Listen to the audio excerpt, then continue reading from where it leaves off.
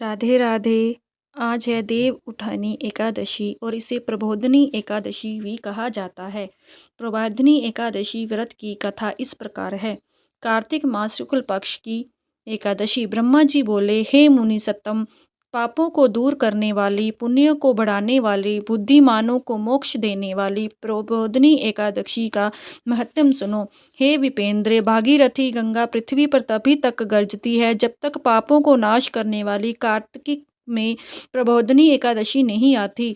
तीर्थ, समुद्र, सरोवर तभी तक गरजते हैं जब तक कार्तिक की प्रबोधिनी एकादशी नहीं आती। 1000 अश्वमेध और 16 सूर्य का फल मनुष्य को प्रबोधिनी के उपवास से मिलता है। नारद जी बोले, एक बार भोजन से, नक्त भोजन से और उपवास से क्या पुण्य होता है, सो मुझसे कहिए। ब्रह्मा जी बोले, एक बार भोजन से 1 जन्म का पाप, सायंकाल भोजन करने से 2 जन्म के पापों और उपवास से 7 जन्मों के पापों का नाश होता है। हे पुत्र, जो वस्तु त्रिलोकी में कठिनता से मिलती है, जो मिल नहीं सकती है और जो दिखाई नहीं देती, ऐसा वस्तु को प्रबोधिनी देती है। सुमेरु और मंदरांचल पर्वत के समान पापों को भी ये एकादशी भस्म कर देती है। हजारों पूर्व जन्मों के किए हुए दुष्कर्मों को जागरण करने से रुई के ढेर की तरह प्रबोधिनी जला देती है। जो स्वभाव से विधि पूर्वक प्रबोधिनी का उपवास करता है, उसको जैसा फल कहा है वैसा ही प्राप्त होता है। व्रत को बिगाड़ने वाला, नास्तिक, वेद निंदक, परस्त्रीगामी, मूर्ख, उपकार को ना मानने वाला, धोखा देने वाला, इन मनुष्यों के शरीर में धर्म नहीं रहता। जो ब्राह्मण सुहागिन अथवा विधवा ब्राह्मणी से विषय करता है, वह वंश सहित नष्ट हो जाता है। जो अधम ब्राह्मण परस्त्री गमन करता है, उसके संतान नहीं होती। जो गुरु और ब्राह्मणों को अहंकार दिखलाता है, उसका पुण्य शीघ्र ही नष्ट हो जाता है और धन संतान नहीं होती। जो नीच मनुष्य साधुओं का अपमान करके प्रसन्न होते हैं और जो अपमान करने वालों को नहीं रोकते, वे अपने कुल का नाश देखते हैं। शठ, चुगलखोर और भ्रष्टाचारी, इनकी दान और हवन करने से भी गति नहीं होती। इसलिए जिससे संसार में निंदा हो, ऐसा कोई बुरा काम नहीं करना चाहिए। अच्छे कर्म करने चाहिए जिससे धर्म नष्ट ना हो। कोई अपने मन से ये सोचते हैं कि हम प्रबोधिनी का व्रत करेंगे, तो ऐसा विचार करने से ही उनके 100 जन्म के पाप नष्ट हो जाते हैं। जो कोई प्रबोधिनी की रात्रि को जागरण करता है, वह बीते हुए, वर्तमान और भविष्य के 10,000 कुल को विष्णु लोक में पहुंचा देता है। उसके पितृगण पूर्व जन्म के कर्मों से प्राप्त हुए नगर के दुखों से छूटकर विष्णु लोक में प्रसन्न और सुशोभित होकर निवास करते हैं। सब तीर्थों में स्नान करने और गोस्वर्ण पृथ्वी का दान करने से फल नहीं मिलता, जो एकादशी के जागरण से मिलता है। जैसे मनुष्यों की मृत्यु निश्चय है, वैसे ही धन का नाश भी निश्चय है। ये समझकर हे मुनि श्रेष्ठ, एकादशी का उपवास करना चाहिए।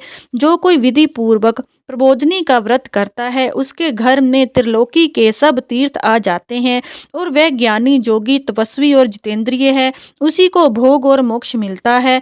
ये एकादशी विष्णु की प्यारी और धर्म के सार को देने वाली है। इसका एक बार व्रत करने से ही मोक्ष भागी हो जाता है।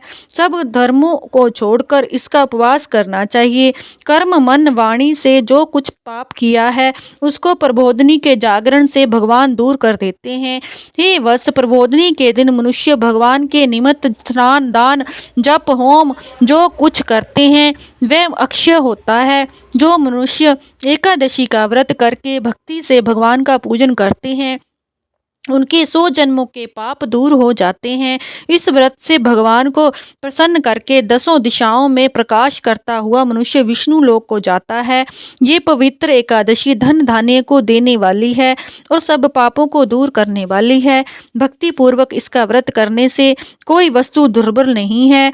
ये सूर्य चंद्र के ग्रहण में स्नान दान से जो फल होता है, उससे 1000 गुना फल एकादशी के जागरण से मिलता है। प्रबोधिनी के दिन स्नान, दान, तप, यप, होम, स्वाध्याय, भगवान का पूजन, इसमें जो कुछ किया जाए उसका करोड़ गुना फल होता है। कार्तिक की एकादशी का व्रत न करने से जन्म भर का किया हुआ सब पुण्य वृथा है। हे विपेंद्र, इससे लिए सब कामनाओं को पूर्ण करने वाले जनार्दन भगवान की यत्न से सेवा करनी चाहिए। जो विष्णु भक्त कार्तिक में प्राय अन्न को स्वीकार नहीं करता, उसको चंद्रियन व्रत का फल मिलता है। कार्तिक में मधुसूदन जैसे शास्त्र की कथा वार्ता से प्रसन्न होते हैं, वैसे यज्ञ और हाथी आदि दान से नहीं होते। जो मनुष्य कार्तिक में विष्णु की कथा को पूरी अथवा उसका आधा अथवा चौथाई श्लोक कहते व सुनते हैं, उनको 100 गोदान का फल मिलता है।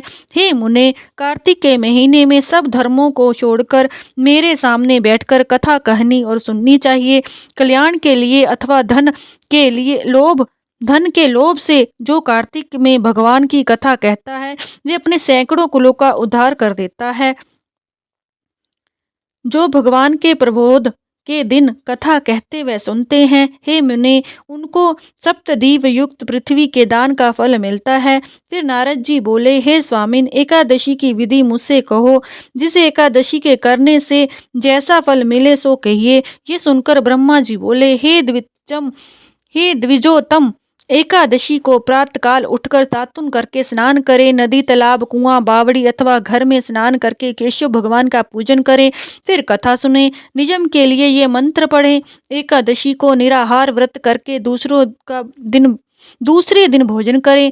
हे पुंडरीकाक्ष, मैं आपकी शरण में हूँ, आप मेरी रक्षा करें। इस मंत्र को चक्रधारी भगवान के सामने पढ़े। भक्ति भाव से प्रसन्नता पूर्वक उपवास करें। रात्रि में भगवान के समीप बैठकर जागरण करें। हे मुने, जो गाता है, नाचता है, बाजे बजाता है अथवा भगवान की कथा को कहता व सुनता है, वह पुण्य आत्मा तीनों लोक के ऊपर निवास करती है। कार्तिक में प्रबोधनी के दिन बहुत से फूल, फल, कपूर, अगर, कुमकुम से भगवान का पूजन करना चाहिए। एकादशी के दिन लोभ नहीं करना चाहिए, निर्लोभ होकर दान देना चाहिए। इससे असंख्य पुण्य होता है। एकादशी जागरण अनेक प्रकार से सुंदर फलों से भगवान का पूजन और शंख में जल भरकर जनार्दन को अर्घ्य देना चाहिए। तीर्थों में स्नान और अनेक प्रकार के दान करने से जो फल होता है, उससे करोड़ गुना फल प्रबोधन अर्घ्य देने से मिलता है। हे मुनि श्रेष्ठ, जो दिव्य अगस्त्य फूलों से जनार्दन का पूजन करता है, उसके लिए इंद्र भी हाथ जोड़ता है। हे विपेंद्र, तपस्या से प्रसन्न होकर भगवान वह फल नहीं देते जैसा अगस्त्य के फलों से श्रृंगार करने से 100 फल देते हैं। हे कलिवर्धन, जो कार्तिक में भक्ति पूर्व भगवान का बेल पत्र से पूजा करते हैं, उनकी मुक्ति हो जाती है। हे वत्स, कार्तिक में जो तुलसी के पत्ते और फूल से जनार्दन की पूजा करते हैं, उनके 10,000 वर्ष के पाप भस्म हो जाते हैं।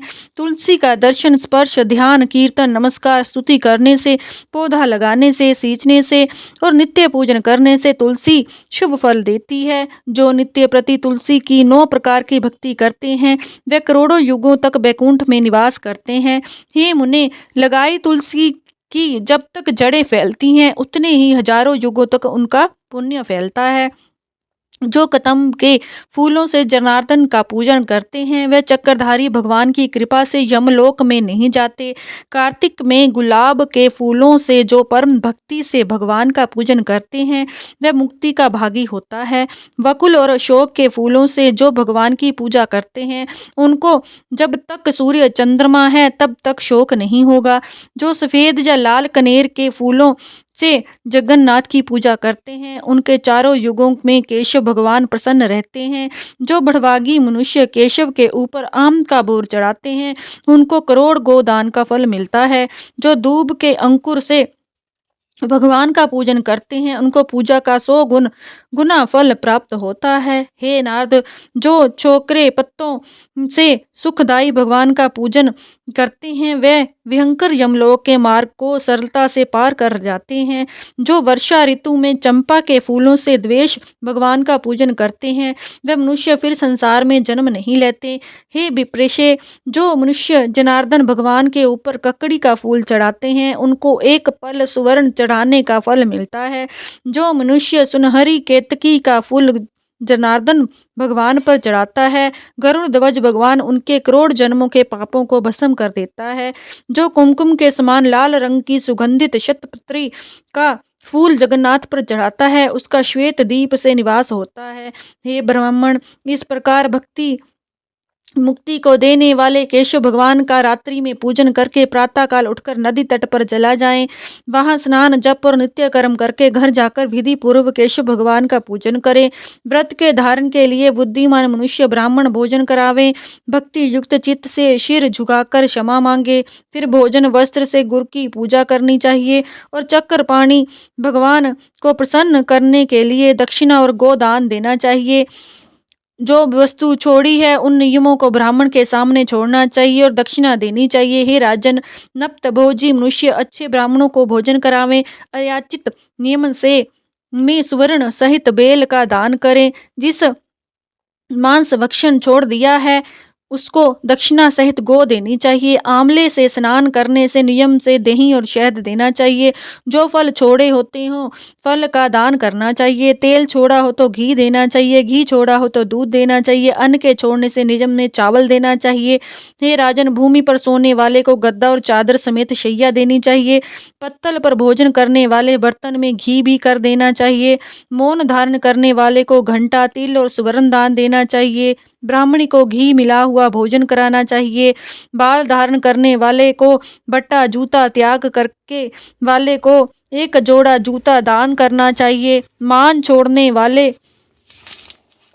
को बूरा देना चाहिए। विष्णु के मंदिर में अथवा देवस्थान में नित्य दीपक जोड़ना चाहिए। नियम की समाप्ति में तांबे या सुवर्ण क्या बैली घी भरकर उसमें लाख बत्ती रखकर विष्णु के भक्त ब्राह्मण को देना चाहिए। एक दिन छोड़कर उपवास करने में 8 कलश वस्त्र और सुवर्ण से सुशोभित करके देना चाहिए। जो ये सब ना बन सके तो ब्राह्मण का वचन ही सब सिद्धियों को देने वाला है।